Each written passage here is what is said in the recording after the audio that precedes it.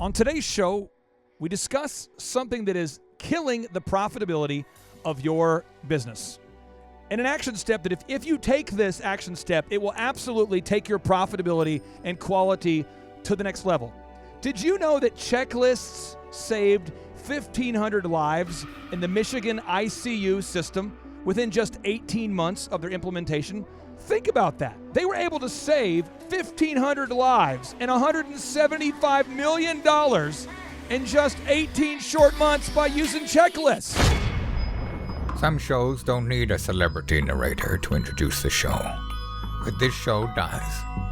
2 men, 8 kids, co-created by 2 different women, 13 multi-million-dollar businesses.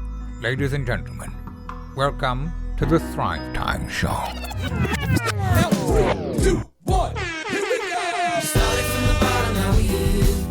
Started from the bottom, and we'll show you how to get here. Started from the bottom, now we here. We started from the bottom, now we here. We started from the bottom, now we here. We started from the bottom, and we'll show you how to Yes, and yes. Thrive Nation with the subtlety that only a megaphone can bring to you. With the subtlety that only a megaphone can bring to you, we introduce to you Matt Klein on the line. Matt Klein, how are you, sir? I am doing good, and that sounds like a megaphone from my end. Do you have a megaphone in your office? Oh, man, I'm loud enough. I don't know if they would let me have one in my office. Okay, well, I'm just throwing it out. I mean, when you at the conference, I'll let you use it a little bit, and there's a certain power with having a megaphone, and once you have that power, you're not going to want to give it up. I want to use it. I mean, I'm telling you, you're going to. I'll let you use it, and you know why I'm going to know how I'm going to remember to get it back from you? It's because I have a checklist at the conference for everything, and on that checklist, Matt Klein, there's a checklist for my megaphone. So I'll be bringing the megaphone. Andrew, you've seen this. We've got a sampler there now. Can you Yeah, we explain do. Can you explain what a sampler is so Matt Klein knows? The sampler is basically a pad with a bunch of buttons on it, and you hit the button, and you get a sample of some sound. And that sound is the same sound effects as we've got here on the show. And I have a custom-made SM58 red, white, and blue microphone. That thing's hot. It isn't hot. It's very, very It nice. looks really good. And we've got a lot of books at the bookstore. Lot of books. There's just a lot of stuff. So much stuff. And Matt, you're coming to the conference. What kind of accoutrements are you bringing? Are you bringing some post-up stands, or what kind of things are you bringing? Yeah, some post-up stands myself. Bring some of our technology via my laptop, and hopefully I can get a nice big screen from you guys where I can show off our cool back-end technology. So, yeah. You know, everything you need to know about carpet cleaning when I'm done with you guys. Well, this is what I want to talk about today is checklist champions. When you run an OxyFresh, or if you buy an OxyFresh franchise, and how much does it cost right now for an OxyFresh, Matt? What's the total cost? $38,900 for the territory, equipment, product, and training.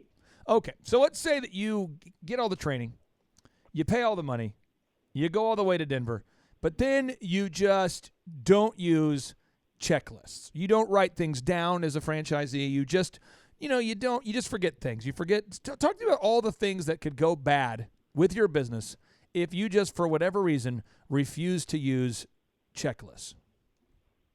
Yeah, that's a loaded question because it could be a lot of different things. I mean, it could be your technicians not closing out their work orders correctly. Therefore, you can't actually have a good gauge of what they're doing day to day. It could be you not paying attention to, your bank account and what's going in and coming out. It could literally be as easy as you just not having a checklist for your vehicle, and then one day that thing just doesn't work anymore. So therefore, you can't make any money that day or week or, depending on the problem, even a month. Right, so you need to have some sort of checklist for basically every aspect of your business to be able to track it, because you really can't change or manage what you can't track. And we start off with a checklist of just an onboarding checklist. The very first thing you do when you become a franchise is we don't leave that up to chance. You're going to sit with Rob. He's going to go through a very detailed checklist of every single thing that you need to do before you can open your doors. Right, so hopefully we get you on the path to that checklist type of structure so that can continue throughout your business. Now, what I'm going to do here is I'm going to tee up the problem. And, Josh, I'm going to share a time in the past where I was a jackass as a result of not using a checklist. Awesome. And then you get to one-up me, and then, Matt, you can one-up us. And we'll keep one-upping each other about checklists because it's really possible to make even a great franchise not work if you don't have a checklist. So I will go first. Matt, the year was 2003. Have you been down to the swamp known as Houston? I don't think I have. You've never been to Houston? Well, I've been to Houston. I thought you were talking like a specific swamp in Houston. Well, I mean, have you noticed how like it just feels muggy I've been down to there? Houston a bunch. I mean, it's Yeah. it's like a blanket. It's like you feel like you're under a hot blanket when you're walking around. Do you not? I mean, it is warm in there in Houston, is it not? Kind of muggy warm. Again, I sweat in Colorado all the time. So Florida, Houston, Arizona, it's not good for my, for my pits, for my undies, underarms. Well, here's the deal. So we're down there in Houston. I'm DJing an event, and I thought we're going to have Thanksgiving in Houston, and perhaps I should get a gig down there. So I booked a gig on the Friday after Thanksgiving. I don't think that was a good life choice, not at all. But I did it. So I went to the family. I had a great family event on Wednesday, had a great Thanksgiving on a Thursday. And Friday, I'm DJing at an event. And then the family was like, oh, that's cool. You have an event in Houston? Because people wanted me all over the country. And they said, that's so cool. You're going to be DJing a wedding in Houston. That's so exciting. So Wednesday, Matt, it's pre-Thanksgiving. We're having a great time. Thursday, having a great time. Friday, I roll up to this beautiful facility. I set up my gear. And it occurs to me, Matt, that I do not have packed with me microphone stands for a microphone. Now, Matt, there's the SM55. It's the chrome-plated mic, the one that Elvis used to use back in the day, that look, that style. And so I thought, I'm going to go to Guitar Center because I'm like 3 hours early. So I drive through Thanksgiving, post-Thanksgiving, Black Friday traffic. Unbelievable. Oh, yeah. I get to Guitar Center and back to the facility. Now I have like 2 hours until the show starts. I set up the speakers. I set up the mic. I set up, Josh, all the gear. Beautiful. Then it occurs to me, one needs an amplifier to amplify the music. Matt, are you down with amplifiers? Oh, I've always been down with amplifiers. When you were in high school, did you have a big system in your vehicle? Oh, it's so embarrassing, but I did. Yes. Okay, so we all the guys out there, all of us are going, oh, I had a big system, big subwoofer. So you had that big system. So I had the big system, and I go to turn it on. I'm going, wait a minute, there's no amp.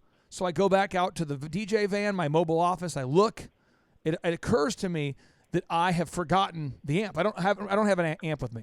So I travel back to Guitar Center. I buy the amplifier. I come back. My wife's with me the whole time. And my wife's saying, babe, do you think maybe you could use a checklist? And I'm going, no, I don't need a checklist. I mean, I'm a DJ. It's all in my head. In my head, it's a beautiful place in here. I don't want to use a checklist. Well, Matt, anyway, then the bride comes up to me, 30 minutes after she gets there and says, hey, in like a half hour, I want to dance with my dad. Did you make sure you got the song, yada, yada? And I said, let me check. And so I had to send Vanessa driving 90 miles an hour to a Best Buy to find the music. You couldn't download music back then. And we narrowly pulled off the thing. Adrenal glands are shot. The client never knew that anything was wrong. So, Matt, I went back to Tulsa, and I did the same kind of jackassery for at least another year, Matt. And then one of my DJs went out to the Manford prom, and he forgot a check. He forgot the amplifiers. And so, Matt, what do you think I did when he forgot the amplifier? Because I'm such a great young boss at the time. Said, how could you even? How could you even? That's right. I'm yelling at this guy like, are you kidding me? I will gouge out your eye. I was just so mad. So then, with my rage, I thought, I got to make a checklist because these idiots need a checklist. And then my wife pointed out to me, you do the same crap. The only thing is that you get to your show 3 hours early, and they only get there 2 hours early, and therefore the kids at their high school prom had to spend the first 15 minutes of the prom without music because of you and your pride. So before you one-up me about checklists, I just want to know, Matt, do you see this kind of thing? Is this common in the world of franchising where people just don't want to use a checklist?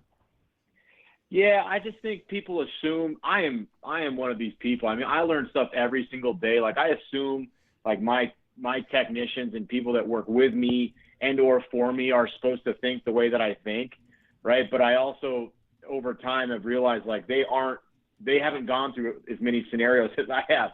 And so it's not fair to just assume that they're going to do everything that I would do at that time. So yeah, I've fallen victim the same way you have. And I think most people will assume things are going to get taken care of, and then they get to a checklist type of environment because they've basically gone through so many situations where they didn't have all their ducks in a row, and ended up costing them a lot of either time or money or both. You know, so yes, it's a huge problem. Now, Atul Gawande, who is he's a professor in the Department of the Health Policy and Management at Harvard. He's a Harvard surgeon and a professor, okay? Atul Gawande, Gawande, if listeners want to Google him. I've reached out to him multiple times to have on the show. I get a lot of rejection, but he's going to say yes eventually. He's a great guy. He has class and standards, but eventually he'll cave and he'll let me on the show. He'll let me interview him. But Atul Gawande, this guy wrote a book called Checklist Manifesto. And Matt, do you want to hear something just crazy about the medical profession? I do. They don't want to use a checklist, those crazy guys.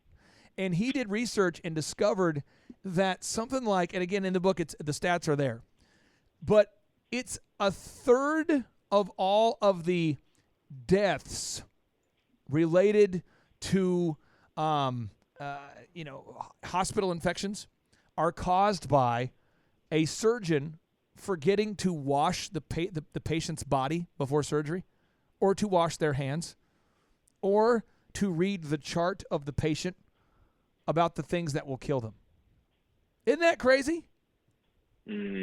So that one seems a little scarier than most. Yeah, but I mean, you think about it.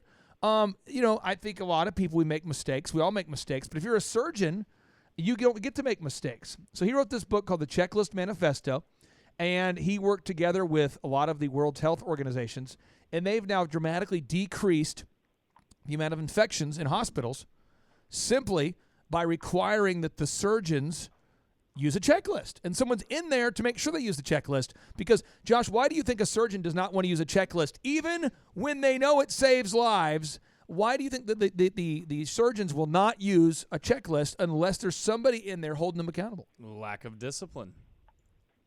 And what do you think? One more? I think there's one more. Lack of discipline. Just the effort that it takes to fill out the checklist. I think it's a pride thing a little bit too. Don't you think? I remember everything. Oh yeah, I remember okay. everything. Yeah, I remember everything. Remember everything. Now we know that I have. I used to have an issue with not following checklists. We know that.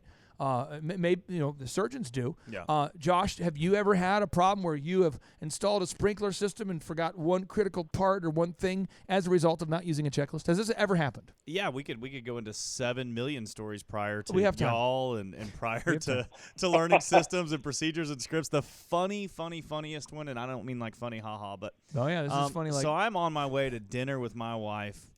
3 years ago, probably. Nice. And we get an emergency call. So emergency calls years ago was me. Like it was me. Just me answering the phone, and like it was just me. And so, hey, honey, do you want to go with me to this call, or do you want me to just go, or whatever? No, honey, I'll just go with you. Let's go pick up the van. So we go to this call, and this guy's got a leak, and so typically emergency. The guy has to go to the restroom. No, he does not. He has a leak in his sprinkler system, sir. Oh. So okay.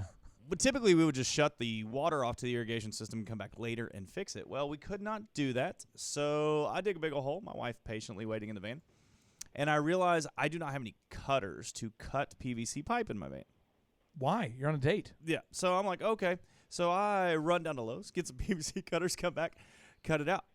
Realize I have no glue to glue the PVC parts back Why together. do you not have glue with you? You're on a date. Well, no, I'm in my sprinkler repair van. I'm in my sprinkler repair van at this point. We had gone back to the house, got my van that should have the things needed. I don't want to criticize you. I'll just say this. Whenever I take my wife on a date, I say, babe, grab the PVC pipe and the PVC cutter. Yes. And the glue. And the glue. Mm-hmm. We're going on a hot date. Yes. Anyway, that just shows your relationship is very weird. Back to you, John. So we make another trip to Lowe's, come back and fix this, and so my wife and all of her patients enjoy and love with me. Kind of the same conversation that Vanessa had with you. We're on our way to.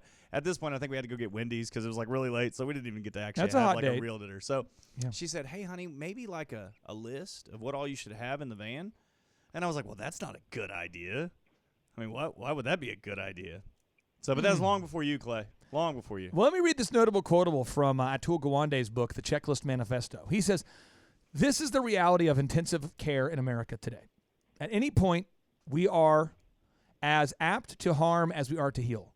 Line infections are so common that they are considered a routine complication. ICUs put 5 million lines into patients each year. Like a line for an intravenous, blood transfusion. Maybe you need an IV drip, whatever. ICUs put 5 million lines into patients each year. Here we go. And national statistics show that after 10 days, 4% of those lines become infected. Line infections occur in 80,000 people a year in the United States and are fatal between 5 and 28% of the time. But depending on how sick one is at the start, those who survive line infections spend an average of a week longer in intensive care. That is scary. So Matt, take us out of the. It's got heavy, kind of dark, kind of a, Can you take us give us an example of like you forgetting to do something on a checklist back in the day, far enough so we cannot lose credibility with our listeners. We can't talk about things where we forgot something on a checklist like 10 minutes ago. We need to talk about things in the past. Talk to me about something in the past where you're going, that was dumb. Yeah. So I got two. One's real simple. Yeah. When I was in college, I played basketball. I forgot that the only checklist item that matters when you play basketball, that's my bag with my jersey and my shoes in it.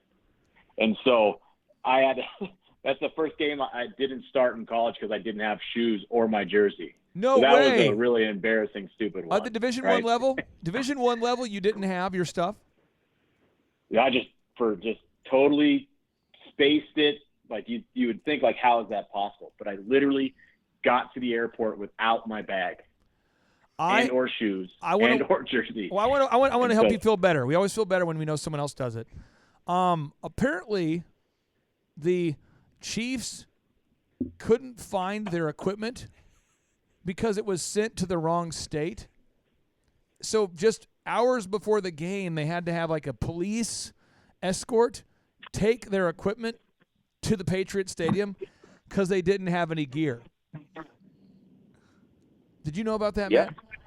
I did know about that, and I felt bad because I know exactly how that feels.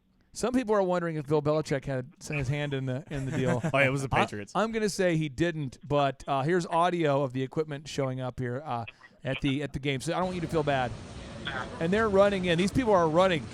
Look at this. These guys are running in. They're like, look at this guy. He's got to go. We need equipment now. We are trying to get equipment to the Chiefs. Where's Matt Klein? Where's Matt Klein's gear? We got a game going. So did you just stand on the sidelines? I mean, did you go out there nude, or were you wearing street clothes, or how did you handle it?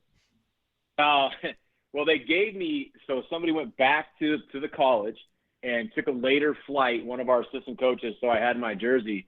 And I had my stuff for game time, but it was more of a life lesson where you said, oh, you're not starting today because you didn't have your stuff. But that one was just dumb, right? A business one for me, which – luckily, for Josh, he was able to kind of fix that problem, or at least, get a very quick solution to the problem. Yeah.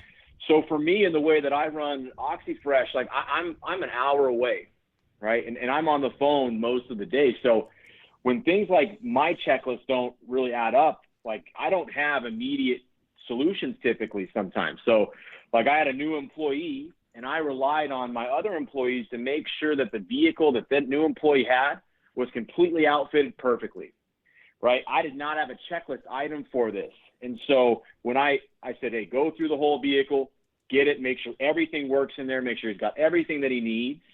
And they just looked in the vehicle and said, yeah, it looks like everything's good. Got to his first job. It was like a $600-something job. None of his machines worked. Oof. And so they basically over time, because we've had this business for a long time. We got new equipment, we got older equipment, then we have equipment that people just kind of shove off to the side that they don't want because we have extra stuff. And so I didn't have a solution. We basically just had to reschedule that job for the next week, give a big discount on that job, right? Not only do that, we embarrassed the guy in the very beginning because that's not his decision. So without that checklist item, I really made the first day for this gentleman not great. Right? And this kind of thing, I mean, I'm just telling you, there is a certain complexity out there. Now, I'm going to read, Andrew, a notable quotable, a fun factoid to you that appears in the Huffington Post. And this is an interview, an article written called Check, Please, ! Atul Gawande's The Checklist Manifesto. It's reviewing his book. This is what it says. This is the excerpt from the article. When the state of Michigan began using a checklist for central lines in its intensive care units, its infection rate plummeted 66% in just 3 months. Soon its ICUs were outperforming, intensive care units, were outperforming 90% of all hospitals nationwide. In 18 months, the checklist saved 1,500 lives. Good Lord. And $175 million. I am sensitive to this subject. I will not take the show to a super dark place, but this is very true. My grandfather, Matt, was your grandfather in the military? My grandfather was in the Air Force. Okay, yeah, a lot of our grandfathers were. These guys served our country. They really fought the fight, and I really admire these guys. My grandfather, who I'm named after, his name is Clayton Thomas Clark. He served in the military as a very young guy, and he had to carry bazookas and ammo. Like, he carried gear. And he totally shot his knees, and he had impossible, terrible tendonitis and bone-on-bone kind of stuff at the age of, like, 22. So his knees were like he was, like, 80 when he was 20. And he didn't want to go in for surgery because back in the day, I mean, we're talking, at this point, if he were still alive, he'd be like in his 90s, He didn't want to go in and have surgery. So when my dad was about my age, he told my grandfather, my dad said, Dad, just go in and get the surgery. I mean, come on, man. You've been limping around forever. You'll feel so much better. And he goes, son, I don't want to go. Now, again, perfect health. He was a mechanic his whole life. I want to say he was like 70 even, maybe 68, 70. He goes in for surgery, dies in surgery. Not sick at all previously, no issue at all, perfect heart health. Found out they didn't read the chart and gave him the medication that killed him. True story. And it's like, oops. Now, I forgot a mic stand. Oops. Think about this. I'm asking the listeners out there rhetorically, how big is your oops? I mean, I forgot a mic stand. No, that's not like that. It's like this. It's bad. It's really bad. You know why? Because it's someone's freaking wedding. And it's not excusable. I unfortunately used to coach a church back in the day, help the pastor write his sermons. And Matt, do you know what the number one issue with his sermons was every week? You want to guess? Not having a mic stand. This is what's really funny. And again, this guy hired me to help him with his sermon. So I wasn't writing the whole sermon. It was more of like, I'm going to write the sermon. I need you to kind of audit my sermons after I deliver them and give me feedback about how I can get better, like a speech coach. His mic wouldn't work at least 10% of the time. And his slideshows wouldn't work 10% of the time. So between the two, 2 out of 10 services were a train wreck. And you could see the tension on the stage because he would say, ladies and gentlemen, welcome to the Yada Yada Church. And today we're going to be talking about, the Holy Spirit wants us to, and everyone's like, we can't hear you. We can't hear you. We can't hear you. And he would tap, and then the sound guy wasn't paying attention. And this would go on all the time. And when we talked to the sound guy, I said, Mr. Sound Guy, what's going on? He said, I don't like using checklists. It's all in my head. It won't happen again. So I'm going, I'm not his boss, Matt. I'm not his boss. I can't make him do anything. So, a couple months later, happens again. And this is what he does. Then there's something weird going on when we run away from saving lives because we don't use a checklist. 1,500 lives were saved in just 3 months. Real people, husbands, wives, daughters, kids. Could you imagine how pissed you would be if you lost your kid, your dad, someone you care about because they didn't follow a freaking checklist? And you go, well, in medical, they need to be serious about it. Okay, let's go to aviation. In his book, he talks about this. Do you know that the vast majority of the planes, the private planes that crash because they run out of gas or because some routine maintenance checklist was skipped? Matt, is that shocking to you that people are crashing private planes because they're not filling their vehicle up with gas before they take off? It's actually not that shocking. I think if people are, I don't care what profession you are, there's mostly the same people or the same problems. It's exactly what you said, though. How big is your oops, right? And you can't have too many of them if they're big like that, right? So it's not that surprising, to be honest. Now, some industries, it's considered criminal, when you make a mistake. Criminal negligence, some of them. Some industries, not so much. Josh, I want to tell myself again because I want to help the listeners out there because I want you guys to all learn at my expense. Years ago, I sometimes share this story at the conference. I had a wedding reception that I was booked at the Sheraton Hotel. Beautiful place Here in Tulsa, Oklahoma. In Tulsa, Oklahoma, beautiful place. So I booked the bride, Matt. For a great couple. Matt, are you getting married? By the way, are you getting married soon? Not soon. Okay, that's great. So anyway, I'm doing someone's wedding. We'll call him for this exercise. We'll call him Matt Klein. So Matt Klein's wedding, and Matt Klein says, "Hey, my wedding's going to be at the Sheraton Hotel." And I said, "Congratulations, Matt Klein. I hear you're doing well at OxyFresh, and I'm excited about the news." And so I show up on the day of the wedding 2 hours before to set up the gear, and I get a phone call. Matt, remember the singular phone calls, Matt? The singular phone. Yep. I pick it up. What's up? It's the bride calling me. Excuse me, are you supposed to be at my wedding? How come you're not here? I said, "Oh, I'm here." She goes, "Oh, I just left the reception hall. I didn't see you. I'm so glad you're there. All's well. You know me, bride jitters, whatever." I'm like, "Okay, yeah." Well, then, like an hour later, and I noticed there was nobody showing up at the reception. It's kind of awkward. They said, "Where are you?" I said, "I'm all set up." They said, "No, you're not. It's in Oklahoma City. Matt, an hour and a half away." Oh, my. You're making me feel a lot better, my friend. I want all the listeners to feel a lot better. This show should be like a great big colon cleanse for all the listeners out there. So self-esteem is skyrocketing right now. I drive with great passion. It's an hour and a half to get there, about 90 minutes. Great passion. I drive in 45 minutes. I get there without breaking the law. No, breaking every law. I mean, it's crazy. It was like the A-team, get in the van. So I'm just going as fast as I can. Get in the van, I'm just rolling through stop signs, just going, vroom, vroom, driving. I get there. Turns out there's multiple Sheratons. Oh, no. Oh, yeah. Oh, yeah. So I go to the wrong one. I call again. Now I'm like an hour late into the reception at this point. Sweating, too. Sweating like I am a serious recent criminal who I haven't been yet arrested, but I'm going to church the day after the crime. I mean, I'm sweating in church. I'm sweating.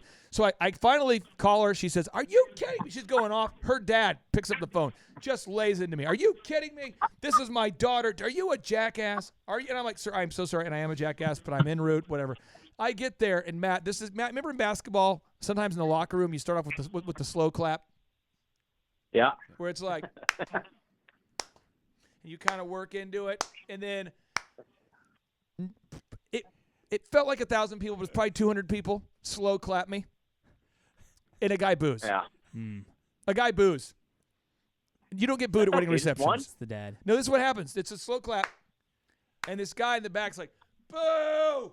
And I'm going. And it's like those really loud boos where it's very, but it's like one guy.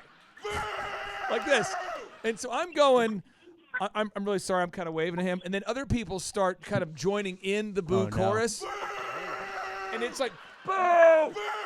And then pretty soon, there's like, out of 200 people, maybe 5 or 6 people that are booing. Father of the bride comes up to me and says, I won't say the actual words, but he says, "Sir, you've completely booped my daughter's wedding. I hope you can sleep at night, but I'll be suing you. Have a good show." And I'm like, "Oh." So then I tried to DJ the crap out of it, and I DJ'd the best show I've ever done kind of thing. I was like next level. Yeah. After the wedding, shocking, father calls me for a shakedown call, which I deserved. And our contract stated that I only had to, I'm only liable for the amount of the wedding. And he was like, "I understand that I've signed a contract that says I'm only liable to you for like $600, but we spent like $30,000 on this wedding reception, and I think you should cover a lot of it because you ruined it." And we ended up having to settle the thing. But all I can say is that it was my fault. And you know what I did? I updated my system, so I verified 2 forms of identification and then you couldn't save a file unless you saved the address on file after reading it to the customer. And then I made it where if you got the address wrong, it was a fireable offense. And then we fixed it all. And then from like 2003 to 2008 or so, that never happened again. We did a great job. Things are good. But there's something wrong when we're not wanting to use a checklist. And Atul Gawande says, checklists seem to defend anyone, even the inexperienced, against failure in many more tasks than we realized. Matt, how can the checklist at OxyFresh defend franchisees from failure?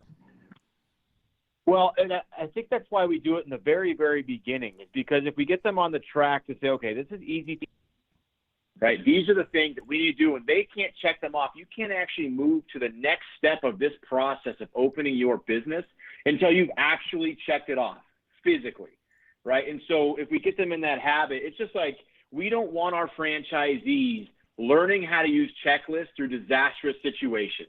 Because some of those things, if it's big enough, you can't come back from them, right? Like being sued or something like that. So, there's very small amount of possibility that can happen, but you open up a whole realm of accidents and problems and, missing appointments and not getting paid for things and your employees not being in an area where they can be successful if you're not doing these checklists. So, just like those stories, you're a successful person. Not everybody just is going to do that. So buy into a franchise like an OxyFresh that'll actually be able to help you with those checklists and get you off to the right foot, not learning through big mistakes that really hurt your bottom line. Okay, Atul Gawande says this, Josh. I want to get your take on this. He says, the volume and complexity of what we know has now exceeded our individual ability to deliver its benefits correctly, safely, and reliably.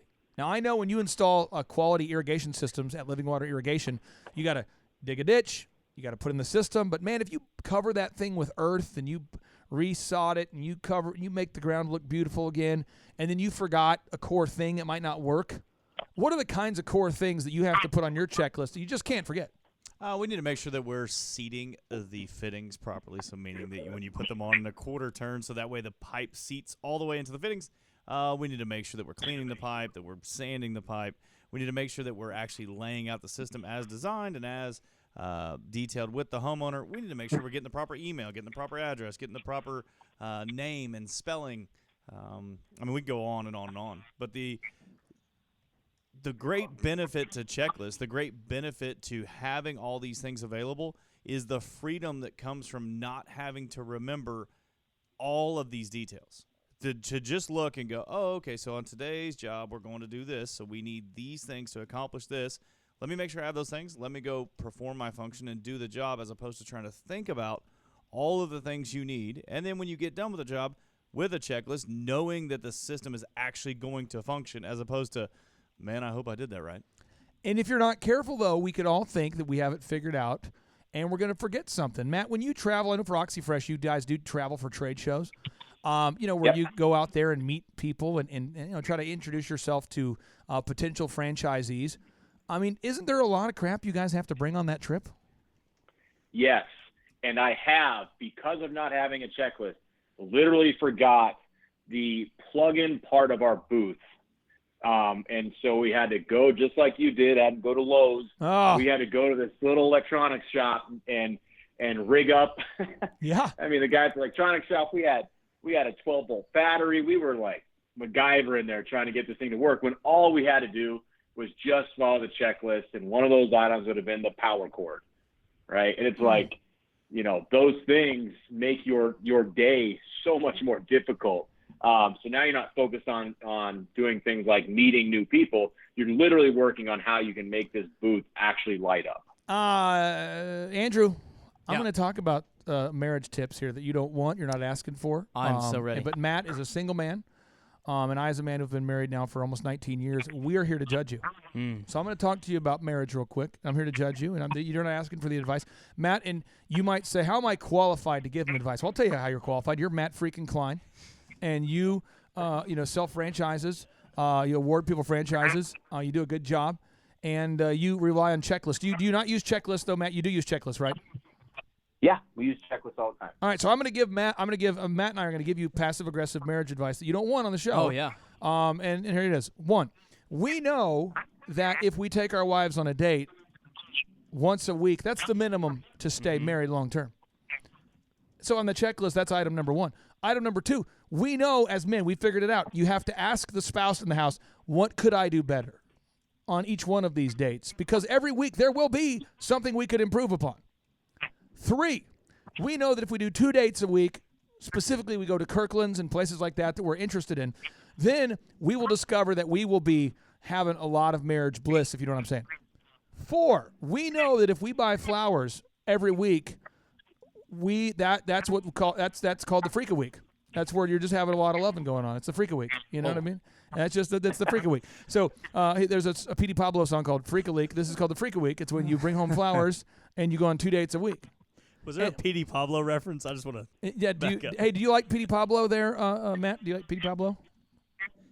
Yeah, he's my favorite. Do you remember the song P.D. Pablo? Do you remember that? Yeah, I mean, I did. Yeah.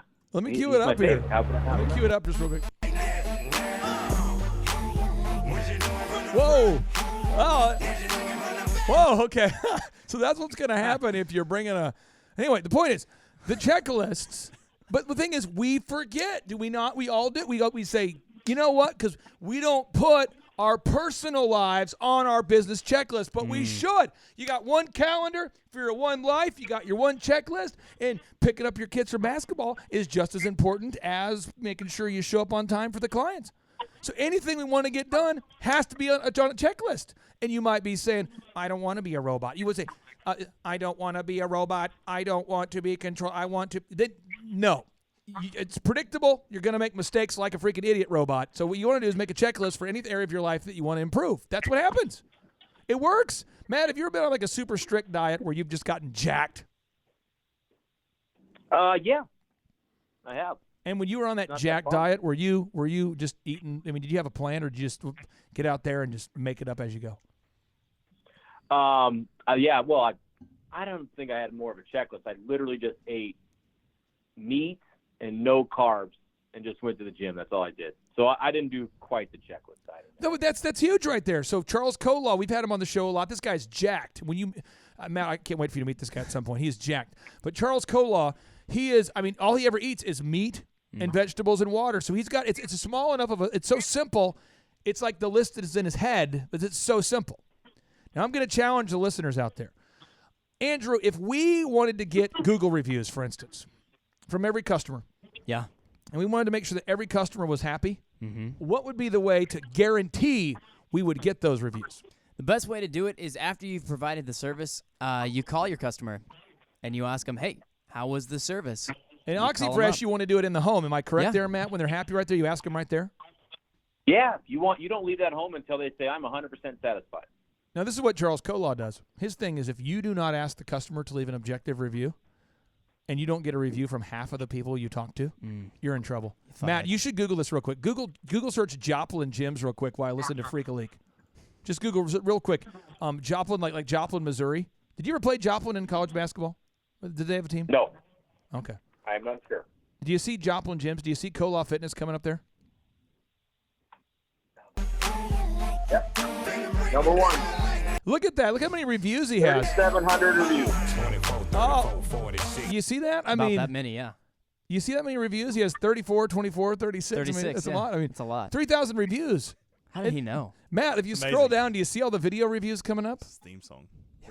Look at that guy. I mean, is that not total domination, Matt? I mean, in your objective opinion? Yeah, I don't think it's my objective opinion. It's just fact.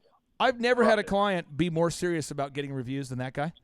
And you know why? You know how he doesn't forget, Andrew? How does he not forget? What do you think? What do you think he does? He probably has a checklist. So for all the guys out there who are going, God, you know, my marriage sucks. Like every 2 weeks I jack it up. What advice would you have for the men out there? And a very aggressive marriage tip, now that you know the knowledge. Oh, I would definitely say create a checklist and have on there take your wife out on one date. I wrote this down. I got this down. It's a move. Right? Take your wife out on one date per week. Ask your spouse, what can I do better? Oh, boy. Go on 2 dates per week, and you'll have a lot of marital sex. Whoa. Buy flowers every week, and you will have a freak a week. Hey, real quick, can you, your to-do list, I don't want you to show the inappropriate stuff you write on that checklist, but will you show the checklist to the camera real quick? My checklist, yeah. I mean, do you put working out on there too? I do. It's right there. You got it 2:30 in the morning with my wife. Wow. Right there. Well, it's 2:30. 2:30. Right there. You do that, so that's in your calendar though? That is. Yep. Okay, so you put on how much of your income do you save? We save 50%. And that's the thing, you just said it and forget it, and you now save 50% of your income. Yep. Matt, this guy's 21 years old and now just bought his second house. It's true. It's pretty incredible. He's a dirty. When you meet him, just slap him around. Hey, now. Make him humble, Matt. Matt, I got I one don't know more. how much slapping around I'm going to be doing. Yeah. Matt, I got. Please keep that to a minimum. Matt, I've got one more notable quotable from Atul Gawande from the book, The Checklist Manifesto. I'd love for you to break down here. He says, and the reason is increasingly evident. The volume and complexity of what we know has exceeded our ability to deliver its benefits correctly, safely, and reliably. Knowledge has both saved us and burdened us. Then he goes on to talk about Van Halen. He says, listening to the radio, I've heard the story behind rocker David Lee Roth's notorious insistence that Van Halen's contracts with concert promoters contain a clause specifying that a bowl of M&Ms has to be provided backstage before the show, but with every single brown candy removed upon pain of forfeiture of the show, with full compensation to the band. At least once, Van Halen followed through. They canceled a show in Colorado when Roth found some brown M&Ms in his dressing room. This turned out to be, however, not another example of the insane demands of power-mad celebrities, but an ingenious ruse. As Roth explained in his memoir, Crazy from the Heart, Van Halen was the first band to take huge productions into these third-level markets. We'd pull up with 9 18-wheeler trucks full of gear where the standard was 3 trucks max. And there were many, many technical errors, whether it was with the girders that couldn't support the weight, or the flooring would sink in, or the doors weren't big enough to move the gear through. The contract writer read like a version of the Chinese Yellow Pages because there was so much equipment and so many human beings to make it function. So just as a little test buried somewhere in the middle of the rider, would be Article 126, the no brown M&Ms clause. When I would walk stage, if I saw a brown M&M in that bowl, we'd line check the entire production. Guaranteed you were going to arrive at a technical error. Guaranteed you'd run into a problem. These weren't trifles, the radio story pointed out. The mistakes could be life-threatening. In Colorado, the band found that the local promoters had failed to read the weight requirements, and the staging would have fallen through the arena floor, thus killing people.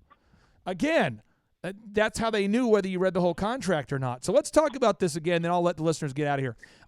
Matt, we've got some listeners out there that are going, God, I don't want to have a checklist for everything. I mean, do I have to have a checklist for all the crap that needs, all the gear that needs to be in my work truck? I mean, do I have to go that detailed? I mean, Matt, do you really have to have a checklist of all the crap that is in the OxyFresh vehicles? Do you have to go that detailed? Yes, because if you don't have one of those items and you get to a home and you can't complete that job, you've thus failed, right? So absolutely. And here's the thing. If you've run your business for a little while, you know where your inadequacies are. You know what you're not good at. So stop fighting the problem. If it's happened before, and certainly if it's happened multiple times, then obviously the current situation, the way you're handling it, is not working, right? So especially if you have employees, you owe it to them to make them a good checklist so that they have something to follow. Because if you as the owner have missed those things, you can certainly, guarantee that your employees will from time to time. So it'll just make the entire process of you being able to get to your end result so much easier. And so it's not that much harder to make that checklist. On today's show, when we finish doing the show, what I'm going to do is I'll add in an intro. I'll add in an outro.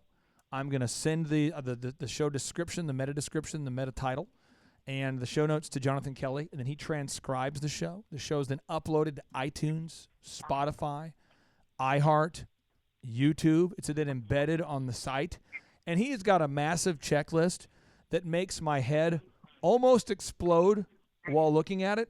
And so, Matt, I thought we would bring the show to a nice close by reading the checklist for the conference to the listeners. Does that sound fun, Matt? I'm into it. Because I think a lot of people don't. I think when you say, Josh, I'm going to read a checklist, right away people tune out. No, I'm exhilarated. I mean, it's exhilarating. I'm so excited right now. All right, I'm going to read it to you. Amelia has to wipe down the windows Thursday. Ben has to wipe down the counters. Jonathan has to talk to Luke about conference footage needed. Jonathan has to talk to the bookstore about if you buy any of my books online on Amazon, you can get one free at the conference. John has to clean the bathrooms. John has to call Paul to confirm lunch for Friday at Los Cabos. Jonathan has to talk to the team, saving audio properly for each session. So the person who's managing the recording of the workshop has to wear headphones.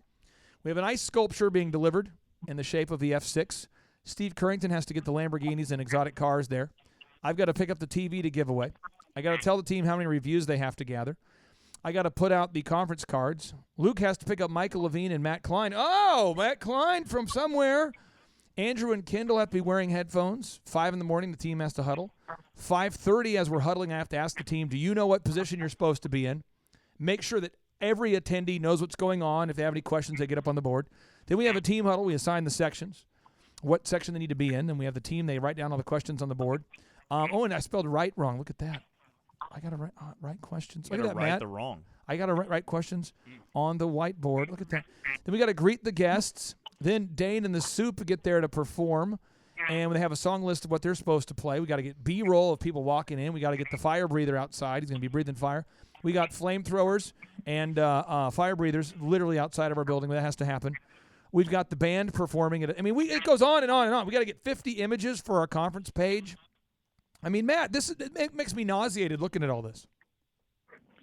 Yeah, but just think about how nauseated it'd be after you get there and you miss about 7 of those items. Oh, my gosh. I'm just telling you, we've all been to an amateur conference. We've all seen the amateur hour with a small business. We've all seen it. Let's be pros, okay? Today is the go time for the pro time. It is now time to get serious about our business. Let's all together today move into the 1% of our industry. Unless you're in the carpet industry and you're outside of Oklahoma. If you're in any other state and not Oklahoma and you're in the carpet industry, I want you to take your game down a notch. Don't use checklists. Mail it in. Take the quality down. Don't follow up. Make sure you abdicate, never delegate. Don't get reviews. Don't be dependable. Make promises you can't keep. Be a jackass if you are not an OxyFresh and you're cleaning carpet in other territories. Matt, can we agree on that? Absolutely. Yeah, we just want all the carpet cleaners out there. Just take your game down a notch a little bit. You're striving too hard. But everybody else, take your game up another level. You can do it. And we're going to end this show with a boom. Matt, are you prepared to bring a Denver, Colorado boom? Oh, yeah. Hey, by the way, Matt, I've got a ticker on my website right now on thrivetimeshow.com. I just want to share it with you. I got a little ticker up there. And I'm going to see you in 2 days and 15 hours and 39 minutes and 43 seconds. I can't wait. Ooh, I like that. Here we go. 3, 2, 1, boom! Booyah! Shut it.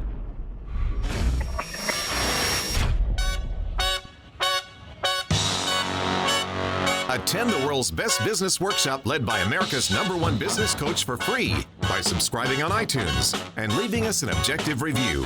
Claim your tickets by emailing us proof that you did it and your contact information to info@thrivetimeshow.com.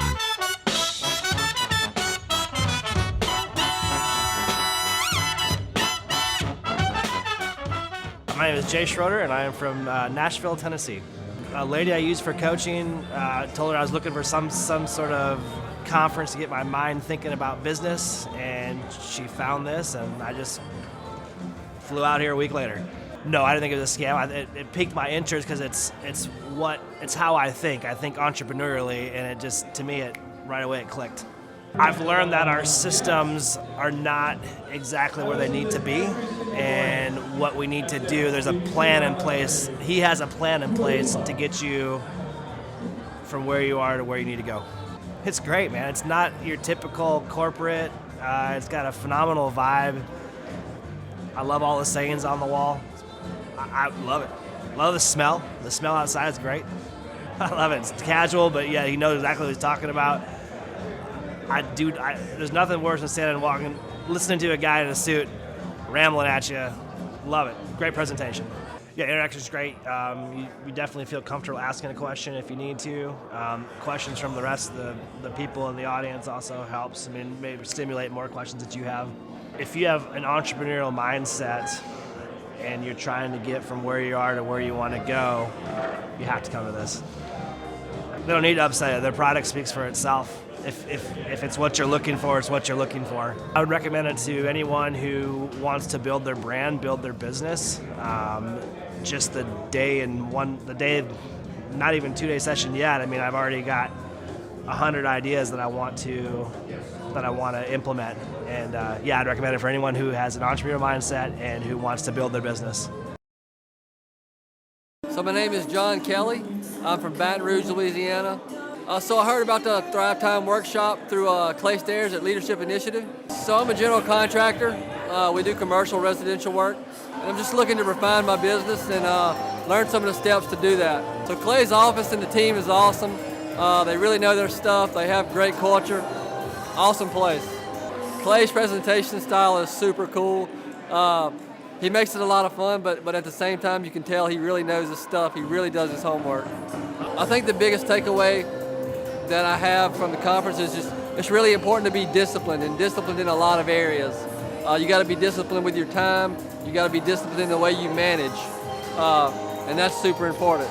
So I think for people not attending the conference, they're really missing a great opportunity to learn a whole lot about business, and they're missing the experience of learning in a fun way. Everyone needs to attend the conference because you get an opportunity to see that it's real. You talk to the coaches and you talk to the leadership, from week to week, but you actually get to see companies that have been through it, and just it makes the whole experience real.